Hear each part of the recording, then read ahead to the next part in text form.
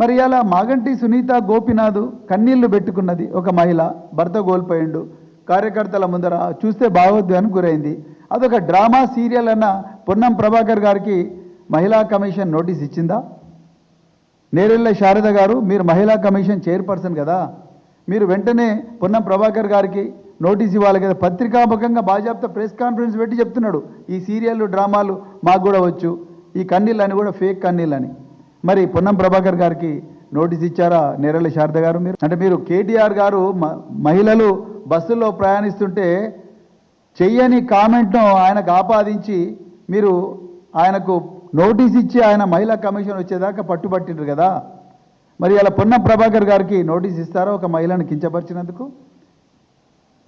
అంటే ఎంత నీచ స్థాయికి కాంగ్రెస్ పార్టీ వాళ్ళు దిగజారిందంటే కన్నీళ్లను కూడా, భర్త కోల్పోయిన భార్య పెట్టుకున్న కన్నీళ్లను కూడా శంకించే స్థాయికి దిగజారిండ్రు. ఒక చిన్నారి కూతురు, ఆ అమ్మాయి తల్లికి సపోర్ట్గా పోతే ఆమె మీద కూడా క్రిమినల్ కేసు పెట్టిండ్రు. ఇంతకన్నా దుర్మార్గం ఏముంటుంది?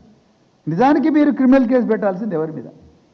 నిజానికి క్రిమినల్ కేసు పెట్టాల్సింది నవీన్ యాదవ్. ఆ నవీన్ యాదవ్ పెట్టుకున్న ఫ్లెక్సీలో రాహుల్ గాంధీ బొమ్మ ఉన్నది, రేవంత్ రెడ్డి బొమ్మ ఉన్నది, అరవింద్ కుమార్ గౌడ్ బొమ్మ ఉన్నది. వాళ్ళ మీద కదా మీరు కేసు పెట్టాల్సింది. ఎలక్షన్ కమిషన్ సింబల్ వేసి మరీ పెట్టిండ్రు.